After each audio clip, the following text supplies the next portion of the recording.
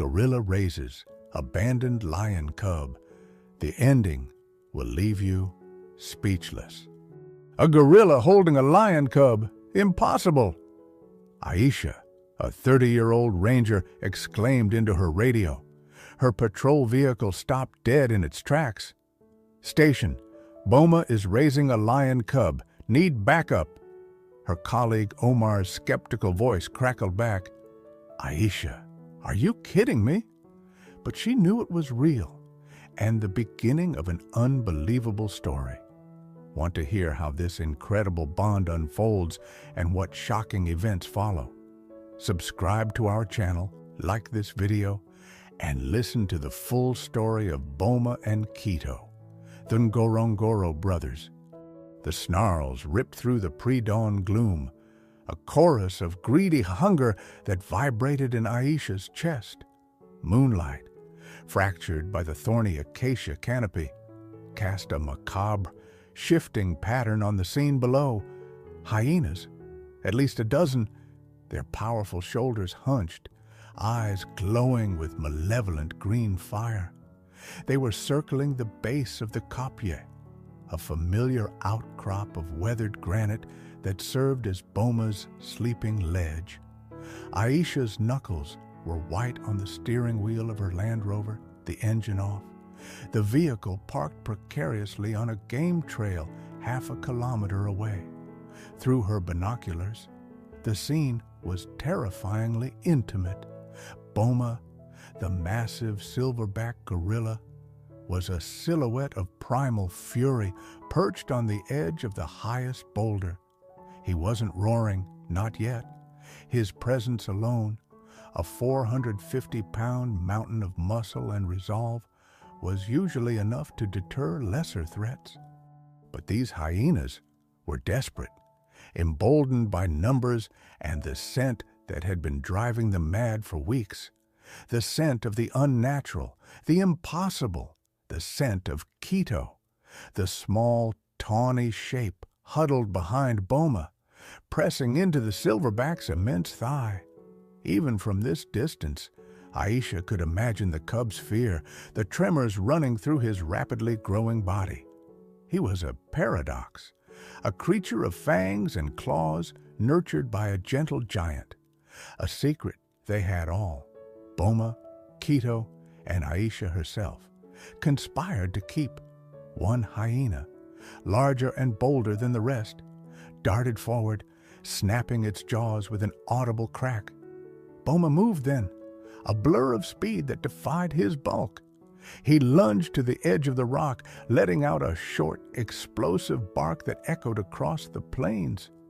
The hyena recoiled, but the pack surged, a tide of spotted death. Aisha fumbled for the spotlight switch, her breath catching in her throat. Protocol dictated non-intervention in predator-prey dynamics. But this was different. This was Boma, the solitary, grieving silverback who had defied every expectation. And this was Keto, the lion cub he had claimed as his own. Before she could flip the switch, a sound pierced the cacophony, thin, reedy, yet utterly defiant. It was Keto. The cub, no bigger than a jackal, had stepped out from behind Boma's leg.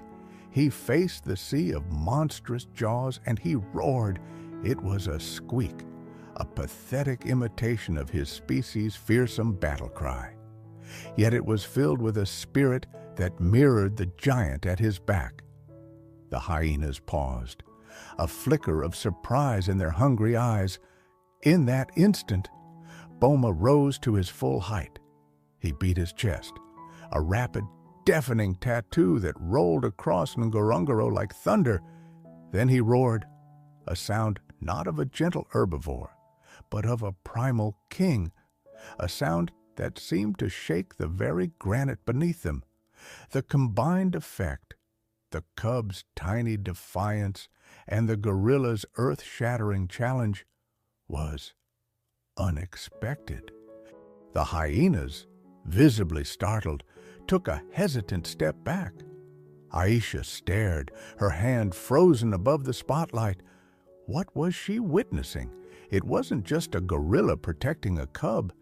It was something more, something that sent a shiver down her spine, a feeling that the rules of nature itself were being rewritten on that lonely, moonlit kopje. The lead hyena snarled, shaking its massive head, clearly unwilling to give up. The pack pressed forward again, the moment of hesitation lost. The story of Boma and Quito began 6 months earlier under the relentless Tanzanian sun of early June 2025. The Great Migration had passed through Ngorongoro Crater months before, leaving the resident lion prides struggling. Food was scarce, and one young lioness, emaciated and desperate, had made a heartbreaking choice.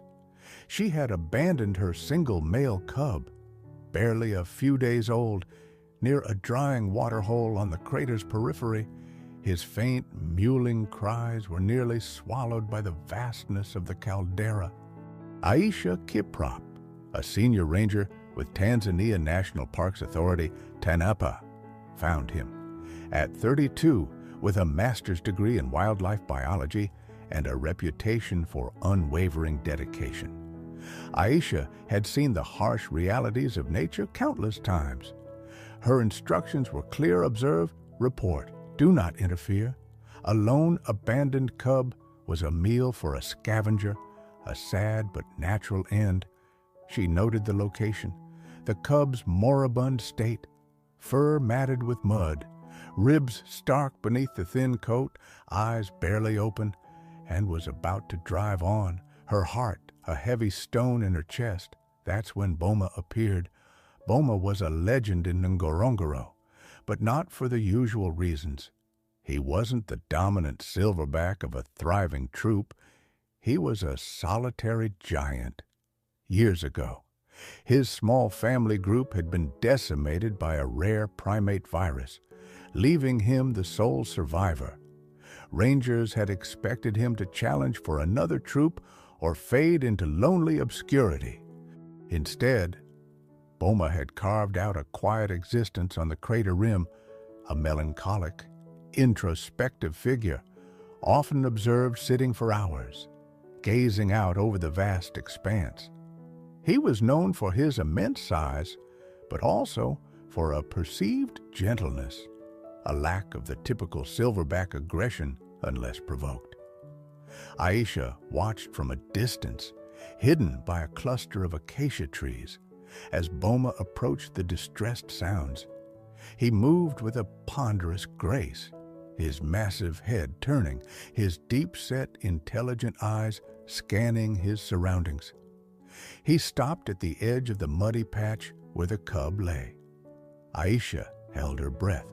A gorilla, even a gentle one, was a potential threat.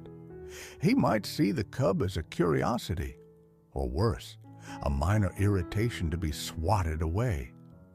Boma grunted softly, a low rumble.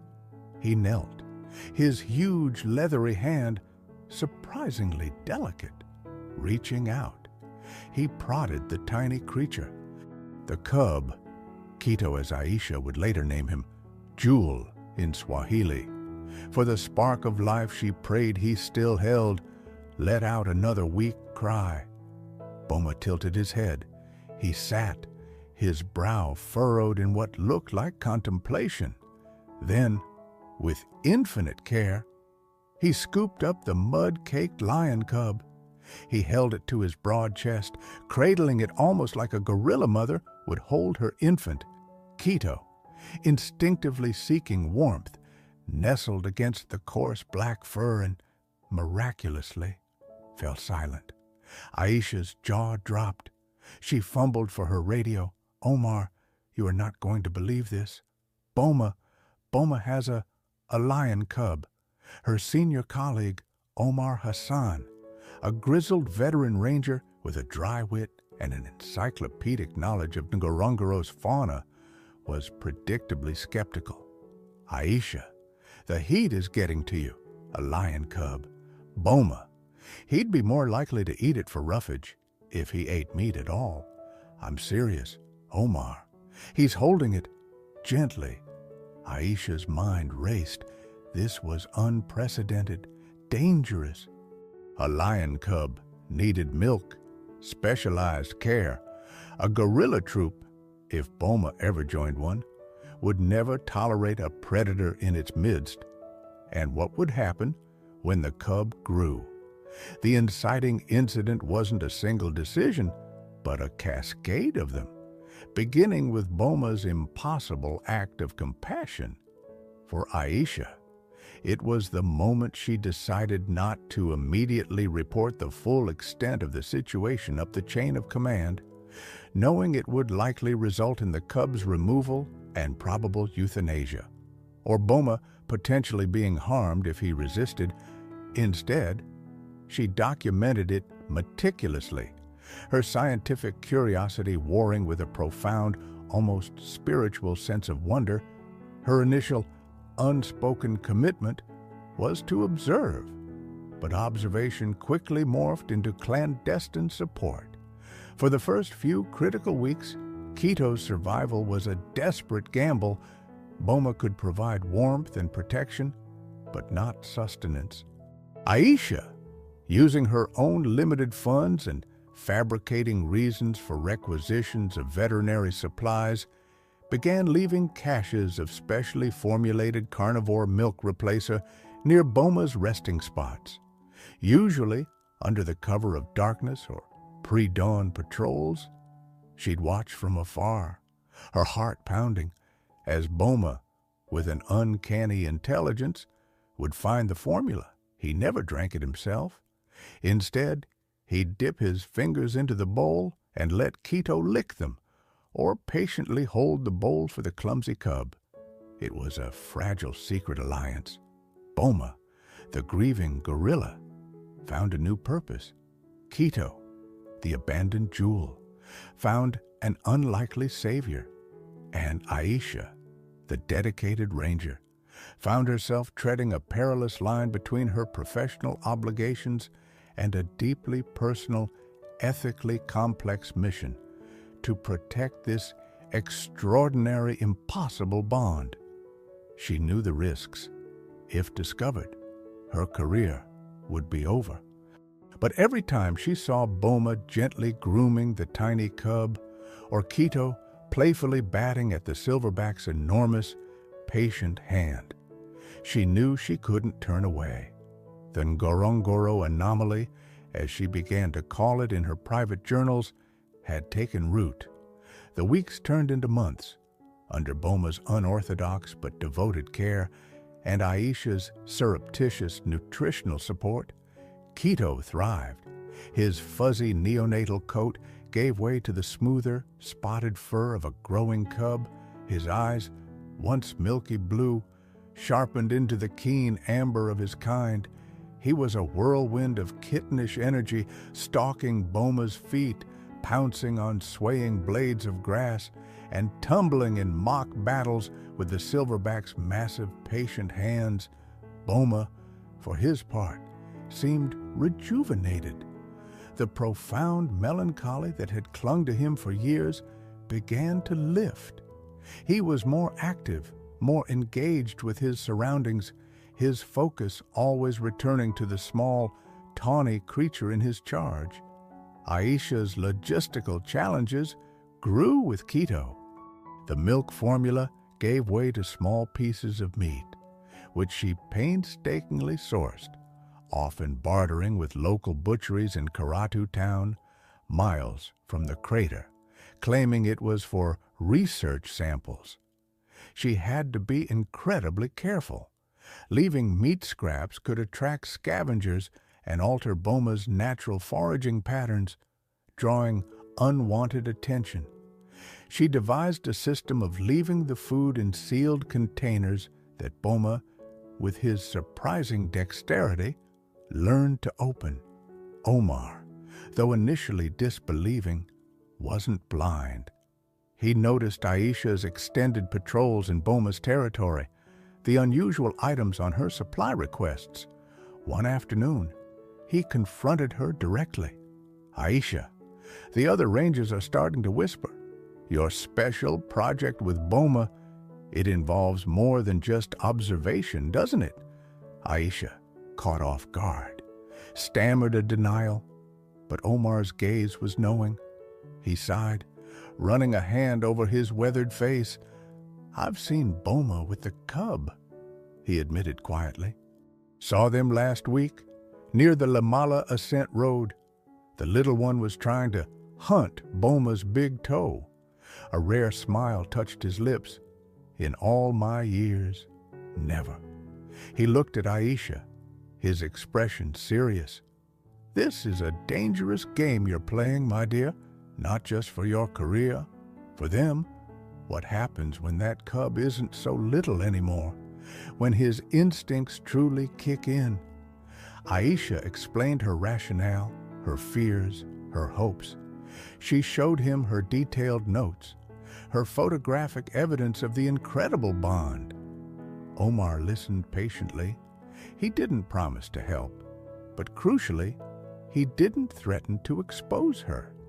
His tacit complicity became another layer in the fragile ecosystem supporting Boma and Quito. He became a silent guardian, occasionally diverting other patrols or covering for Aisha's unusual movements. The first real test of the bond came when Quito was about 3 months old. He was teething, his needle-sharp, deciduous teeth exploring everything. During a playful tussle, he nipped Boma's hand, harder than intended, drawing a pinprick of blood. Boma yelped, a short, surprised sound, and gently cuffed Quito, sending the cub tumbling. Quito, startled and momentarily scared, let out a tiny, affronted squeal. For a tense moment, Aisha, observing from her concealed post, feared the worst. Would this be the moment Boma realized the inherent danger? But Boma simply looked at his hand, then at the chastened cub. He grunted softly, a sound Aisha had come to recognize as a form of reassurance, and then, remarkably, he extended his hand again. Quito, after a moment's hesitation, crept forward and licked the spot, his small, rough tongue surprisingly gentle. The incident, though minor, highlighted the growing complexity. Quito was a predator, and Boma, despite his size, was vulnerable in ways he didn't comprehend. Other gorillas in the Ngorongoro highlands, mostly small, transient bachelor groups or solitary individuals, occasionally crossed paths with Boma. Their reactions to Quito were varied. Some, perplexed by the sight of the silverback with a small, tawny creature, kept their distance, emitting low rumbles of confusion. Others, bolder juvenile males, showed curiosity that quickly turned to nervous alarm when Boma issued a possessive, warning cough if they ventured too close to the cub. Quito, in these encounters, would instinctively press himself against Boma's leg, a silent plea for protection that the silverback always granted. As Quito grew, so did his need for space and his instinct to explore. He started making clumsy attempts to stalk insects and small lizards, his movements a comical imitation of adult lion hunting techniques. Boma would watch these expeditions with an air of paternal indulgence, occasionally nudging Quito back if he strayed too far. The sight of a 450-pound gorilla patiently waiting while a lion cub attempted to catch a butterfly was a scene of such profound incongruity that it bordered on the surreal. The whispers among the other rangers, however, were growing louder. A tourist, on a distant telephoto shot, had captured a blurry image of Boma with an unidentified small animal. The park warden, a stern by-the-book administrator named Mr. Mwangi, had started asking pointed questions about unusual animal behaviors in Boma's territory.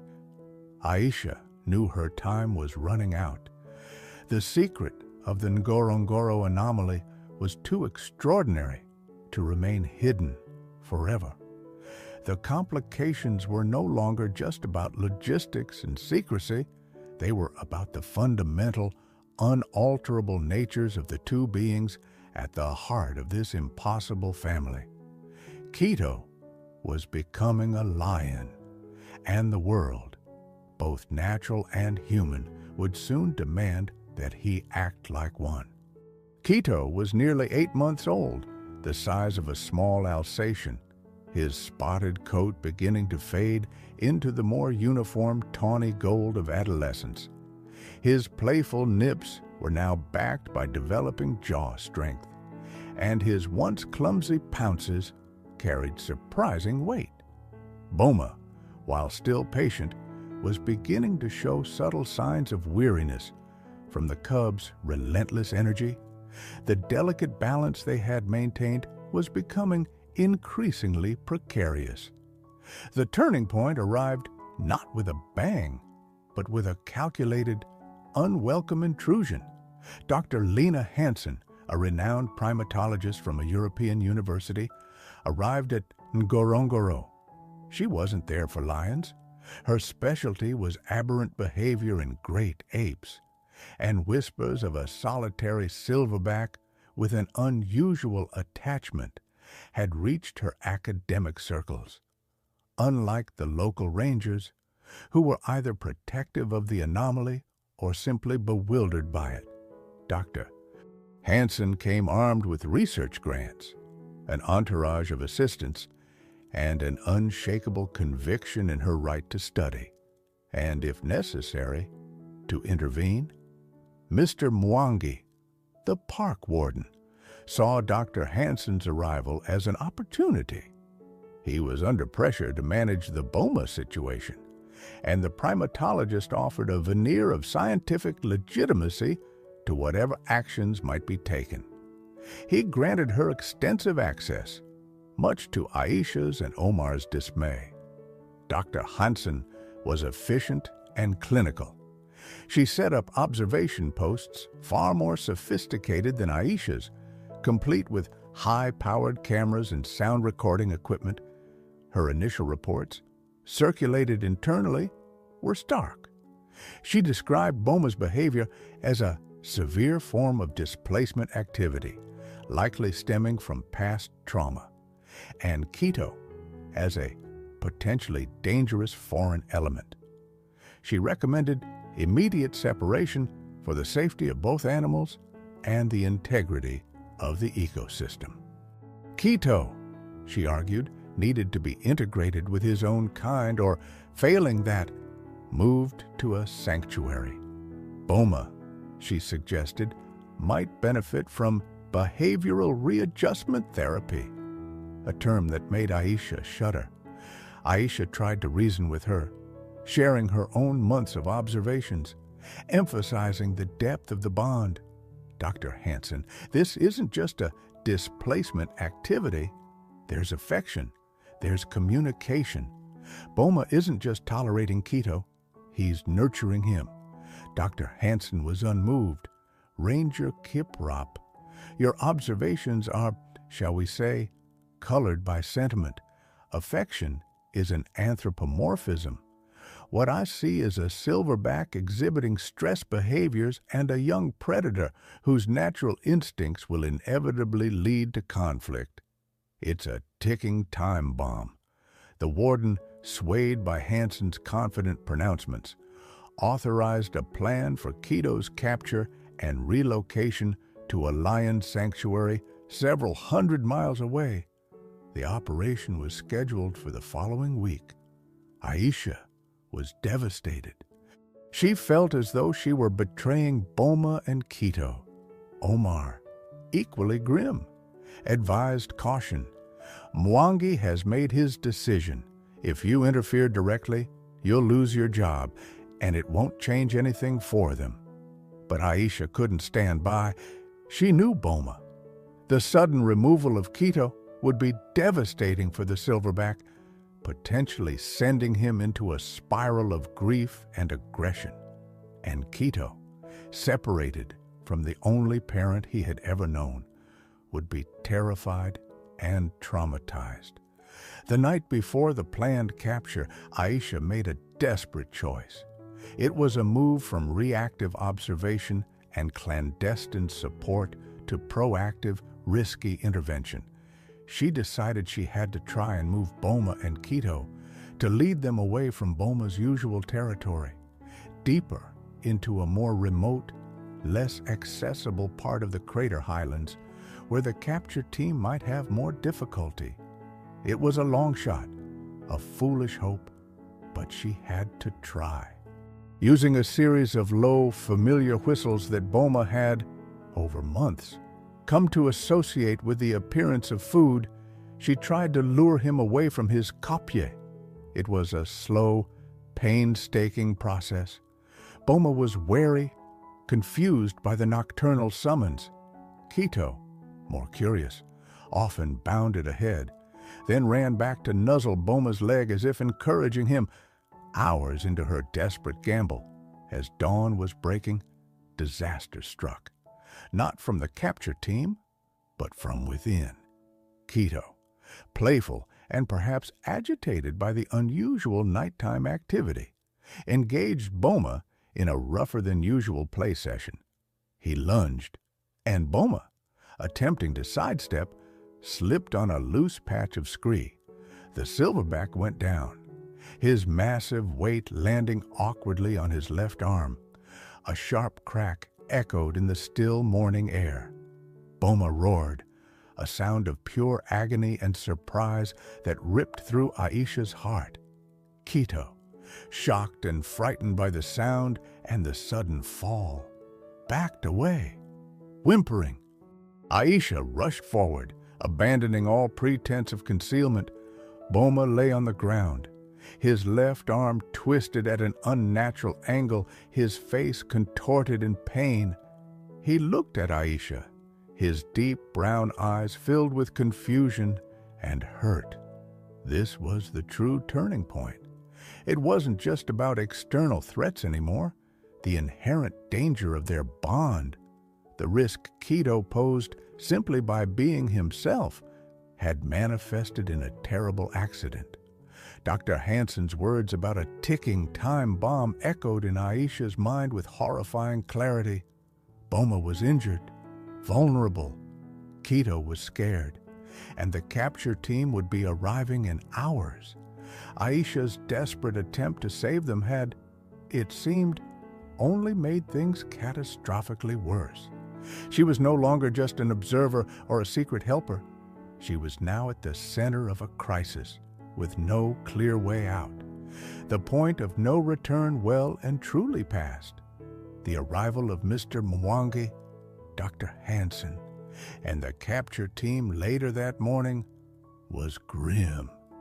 Boma was still lying where he had fallen, his breathing shallow, the injured arm clearly causing him immense pain. Quito huddled miserably beside him, occasionally licking the silverback's face, his youthful exuberance entirely extinguished. He emitted low, mournful whimpers, a stark contrast to his usual playful chirps. Dr. Hansen, upon examining Boma from a safe distance, confirmed a severe fracture of the forearm. He needs immediate veterinary attention. The cub will have to be removed now for his safety and ours. Her tone was clinical, but Aisha detected a flicker of something else, perhaps a grudging respect for the scene before her, or the dawning realization that her academic theories were now faced with a raw, emotional reality. Mwangi, however, was all business. Ranger Kiprop, your unauthorized actions last night have complicated matters significantly. You are officially suspended, pending a full inquiry. He then turned to the vet accompanying the team. Tranquilize the gorilla. We'll airlift him to the primate center in Arusha. Secure the cub. Aisha, though officially sidelined, refused to leave. She stood her ground, her voice shaking but firm. Mr. Mwangi, tranquilizing Boma in his current state, with this level of stress and injury is incredibly risky. And taking keto now, you'll traumatize them both beyond repair." She pleaded, "There has to be another way. Let me try to calm Boma. Let Omar help." We know him. Surprisingly, it was Omar who managed to sway Mwangi, not with emotion, but with pragmatic logic. "Warden, if the silverback dies from shock or the tranquilizer, the international outcry will be severe, especially with Dr. Hansen here as a witness to this unique situation. And a panicked, separated lion cub is a danger to everyone." He proposed a compromise. They would try to splint Boma's arm in the field, a risky and difficult procedure. Keto would be allowed to remain nearby, as his presence, however unorthodox, seemed to be the only thing keeping Boma from complete agitation. The next few hours were a tense, agonizing ballet of improvisation and courage. The vet, a young, capable woman named Dr. Cheche, worked with Omar, and a reluctant Aisha, reinstated temporarily due to the emergency, to approach Boma. Keto watched, anxious, from a few feet away, occasionally letting out a soft growl if anyone moved too quickly towards the injured silverback. Boma, despite his pain, remained surprisingly passive as long as Keto was in his line of sight, and Aisha spoke to him in the low, calming tones she had used for months.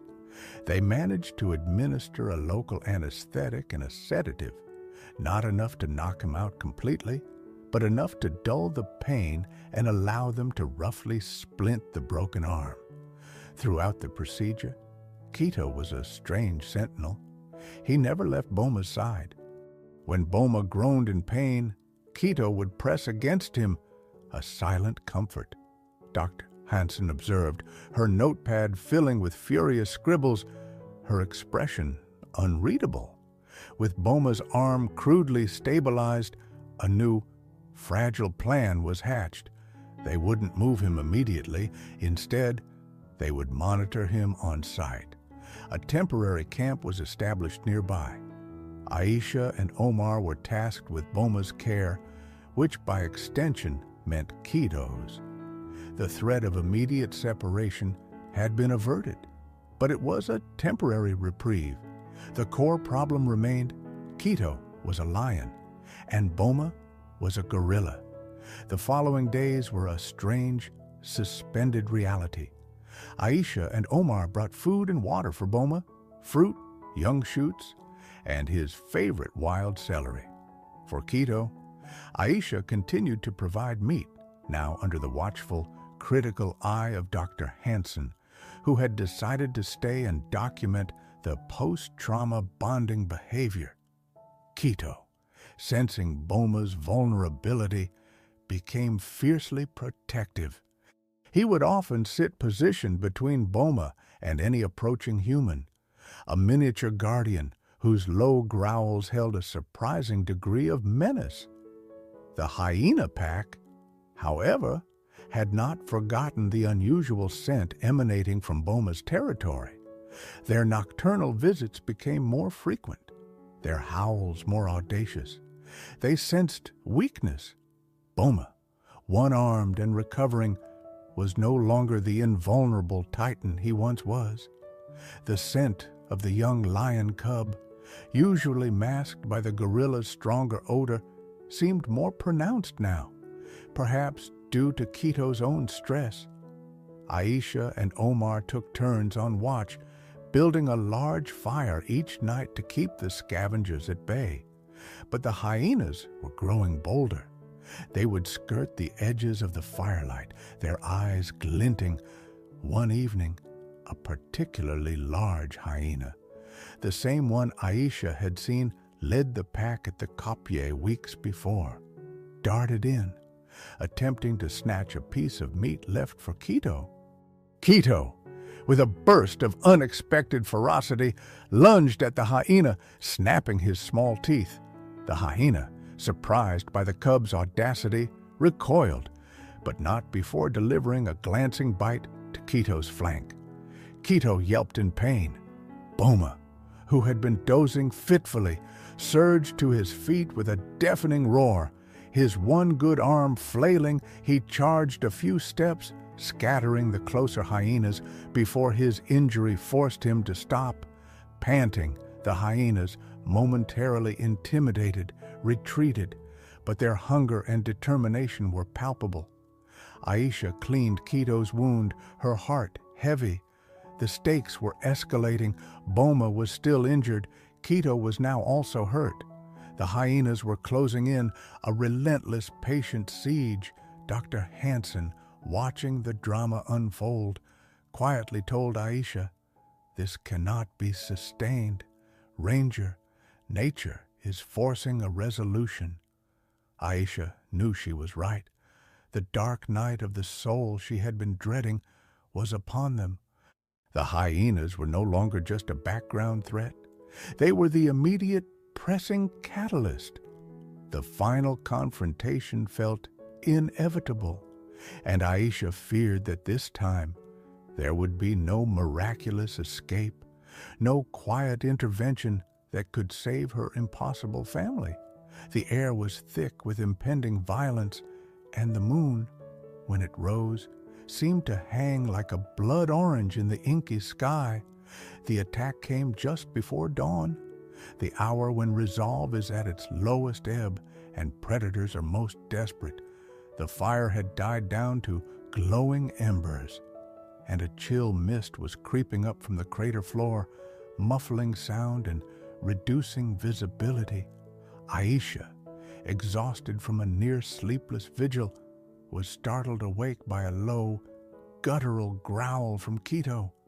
The cub stood stiff-legged, ears flattened, a deep rumble vibrating in his small chest, aimed towards the shifting shadows beyond the firelight. Boma, propped against a cluster of rocks, his splinted arm resting on his lap, was instantly alert. He made a soft, questioning noise to Quito, a sound Aisha had learned meant, "What is it?" Then the hyenas came, not one or two, but the whole pack, at least 15 strong, emerging from the mist like wraiths. They were no longer cautious. The alpha, its scarred muzzle curled in a horrifying grin, led the charge. Their yips and whoops shattered the morning stillness. Omar, sleeping in the Land Rover nearby, was jolted awake by the commotion. He shouted, fumbling for his heavy-duty flashlight and the rifle he always kept loaded with non-lethal deterrent rounds. Dr. Hansen, from her small tent, yelled something incoherent, but events were moving too fast. The hyenas, driven by days of hunger and the tantalizing scent of vulnerability, were upon them. 3 lunged directly at Boma, snapping at his injured arm and his legs. Boma roared, a sound of agony and fury, swatting with his good arm, connecting with one hyena and sending it tumbling back with a yelp. But the others pressed in, their teeth seeking purchase. Quito, in that terrifying moment, did something astonishing. He didn't run. He didn't cower. The 8-month-old lion cub, fueled by a courage far exceeding his size, launched himself at the nearest hyena attacking Boma. He was a tiny, tawny missile, all teeth and claws, fastening onto the hyena's thick neck ruff. The hyena, surprised and momentarily pained by the cub's sharp teeth, shook its head violently, trying to dislodge him. Aisha screamed, adrenaline surging through her. She grabbed a burning branch from the fire, waving it wildly as she ran toward the melee. "Get back! Get away from them!" Omar was there an instant later, his powerful flashlight beam cutting through the mist, momentarily blinding some of the attackers. He fired a cracker shell from his rifle. The explosive bang and flash startled the hyenas, making some of them pause. Boma, seeing Quito's desperate courage, seemed to find a new reserve of strength. With a monumental effort, he pushed himself up, using the rocks for support. He stood tall, towering over his attackers, his good arm a blur as he rained blows down on them. He wasn't just defending himself. He was a father protecting his child, a king defending his tiny, improbable heir. His roars were deafening, continuous, a sound of pure, unadulterated protective rage. The alpha hyena, momentarily distracted by Quito's tenacious attack on its packmate, turned its attention to the cub. It lunged, jaws agape, aiming to crush Quito. "No!" Aisha shrieked. She threw her burning branch directly at the alpha's face. It struck the hyena on the side of its head, showering it with sparks. The beast yelped, momentarily disoriented. In that critical second, Boma lunged forward despite his injury and slammed his massive shoulder into the alpha hyena, sending it sprawling simultaneously. Omar fired another cracker shell, this one landing amidst the densest group of attackers. The combination of Boma's furious defense, Quito's distracting bravery, Aisha's desperate intervention, and Omar's deterrence finally broke the hyena's resolve. They had expected an easy meal, not this coordinated multi-species fury. The alpha, recovering quickly, let out a short, frustrated howl and turned tail, disappearing back into the mist. The rest of the pack, their confidence shattered, melted away after it. Silence descended, broken only by Boma's ragged, painful breathing, Quito's whimpering, and Aisha's own gasping sobs. Quito, released by the retreating hyena, had a fresh gash on his shoulder but was otherwise alive. Boma sank back against the rocks, exhausted, his good arm trembling. Aisha and Omar rushed to them. Dr. Hansen emerged from her tent, pale and shaken, her scientific detachment completely gone. She simply stared at the scene, the injured gorilla, the bleeding cub, and the two rangers who had risked everything. Aisha knelt by Boma, tears streaming down her face, gently examining his splint, which had held. "You did it, Boma," she whispered, her voice thick with emotion. "You saved him. You both did." Quito limped over and collapsed against Boma's side, nuzzling into his fur. Boma, despite his pain, turned his head and licked the top of Quito's head. The central question, could they survive such a direct, overwhelming threat, had been answered, not by a miracle, but by an astonishing display of interspecies loyalty and raw courage.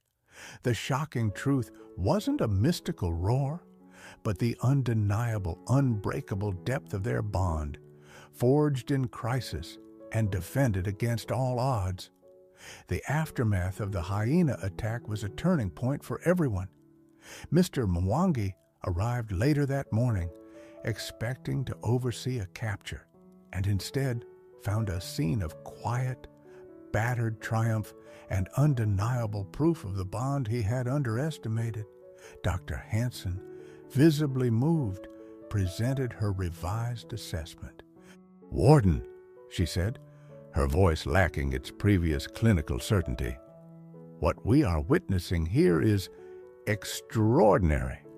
While the long-term prognosis for cohabitation remains complex, the level of interreliance, the protective instincts displayed by both subjects, it's beyond any documented case I know. We cannot simply tear them apart without causing irreparable harm to both." The decision was made, reluctantly but unanimously, to give Boma and Quito more time. Boma's arm was re-splinted more professionally by Dr. Cheche, and he began a slow recovery, with Quito as his constant, vigilant companion.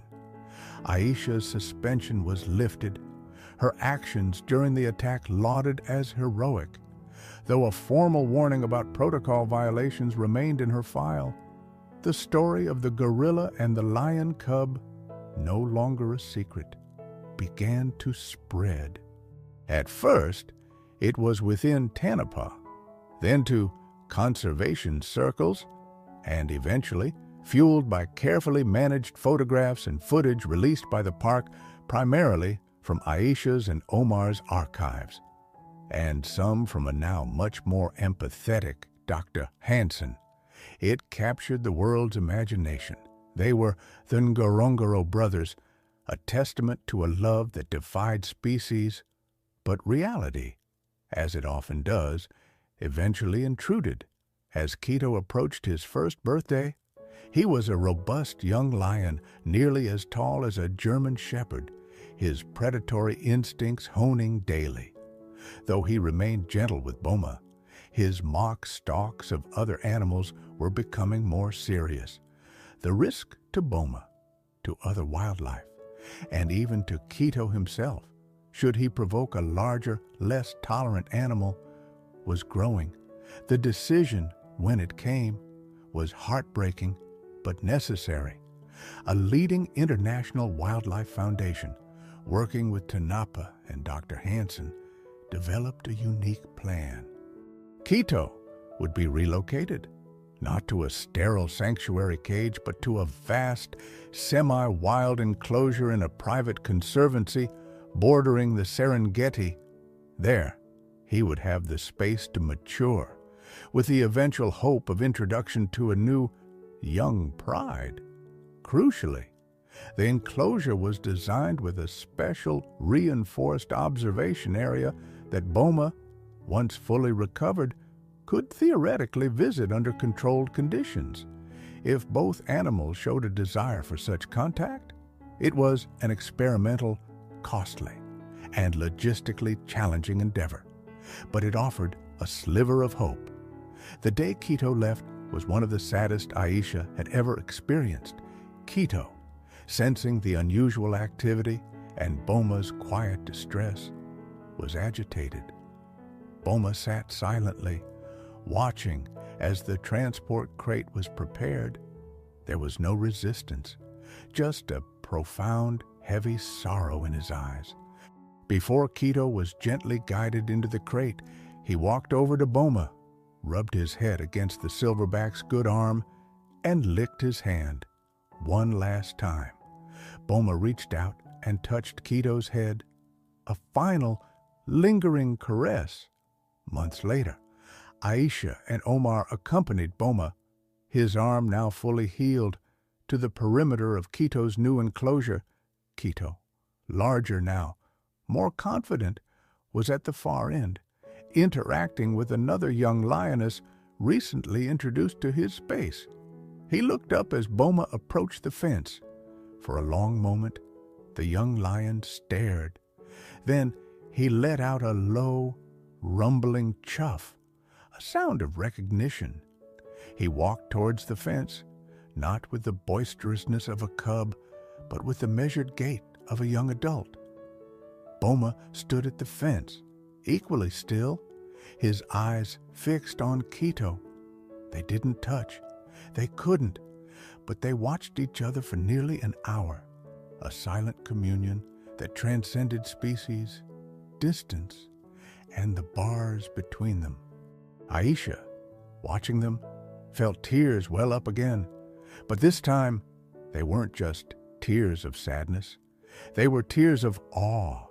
The sung-so, the stunning, shocking truth, wasn't just their unlikely bond or their dramatic survival. It was the enduring power of connection, the quiet dignity of their affection, and the profound ways in which two disparate souls, against all odds, had found a family in each other, leaving an indelible mark on the Ngorongoro wilderness and on the hearts of all who had witnessed their incredible story. Boma would continue to be monitored, and occasional visits were planned. Quito was on his path to being a lion, but their shared chapter, the tale of the gorilla who raised a lion cub, became a new Ngorongoro legend, a poignant, breathtaking reminder that love, in its purest form, knows no boundaries